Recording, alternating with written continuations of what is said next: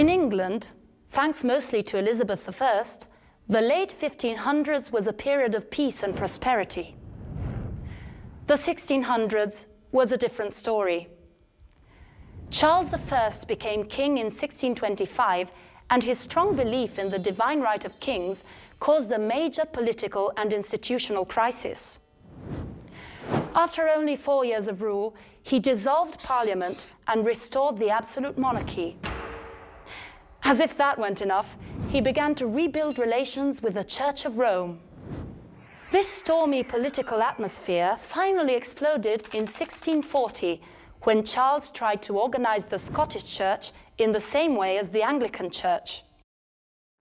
The Scottish revolted, of course, and to fight this war, Charles had to call on Parliament to raise money to pay an army.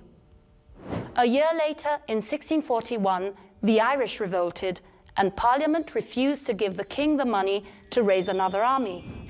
They were afraid he would use it against them. This is the start of the civil war that pitted Parliament and their followers against the king and his followers. The defeat of the royal forces led to the public execution of the king in 1649. And after this, England became a republic, known as the Commonwealth of England. England was now ruled by the Lord Protector, Oliver Cromwell. But he was no less despotic than Charles I. He died from malaria in 1658 and was so little loved that the royalists had him exhumed and symbolically executed in 1661. His head was then stuck on a pole and left outside of Westminster Hall until 1685. In short, the Republican experiment in England was a failure. So, when Charles II became king in 1660, he was careful not to make the same mistakes as his father. He encouraged democratic dialogue and restored Parliament, which was now divided between two parties, the Tories and the Whigs, the former more conservative, the latter more reformist. The political and social atmosphere remained tempestuous, especially because of Charles II's Catholic sympathies, which were even stronger in his successor, James II. This new royal interest in the Church of Rome helps explain the flight of many Puritans to America.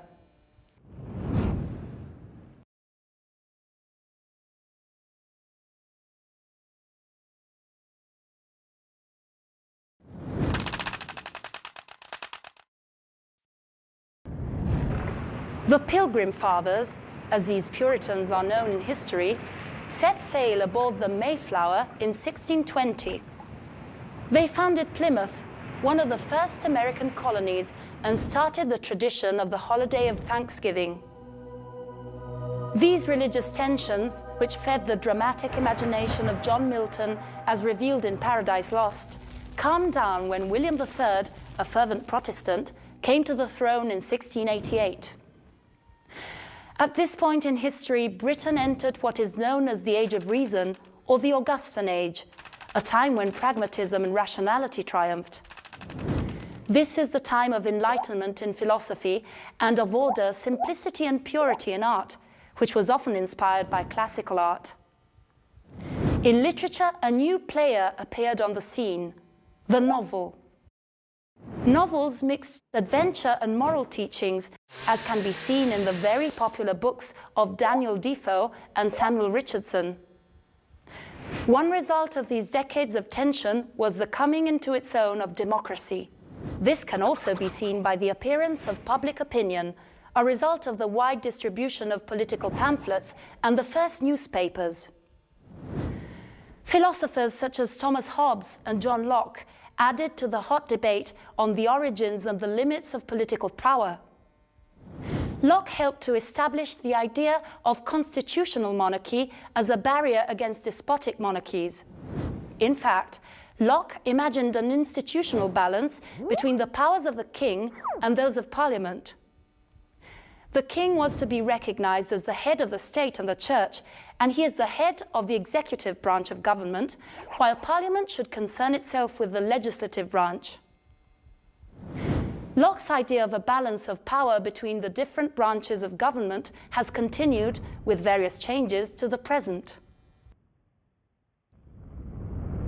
During the 1700s, the constitutional monarchy helped to bring about the industrial growth of the country, the rise to economic power of the middle class, and the general establishment of Protestant values such as self-reliance and industriousness.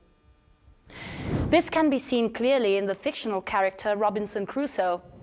In a way, he is the first example of the modern capitalist, and he shows how much the economy influences the destiny of a nation. Indeed, during the next century, the Industrial Revolution will be the key event in English society.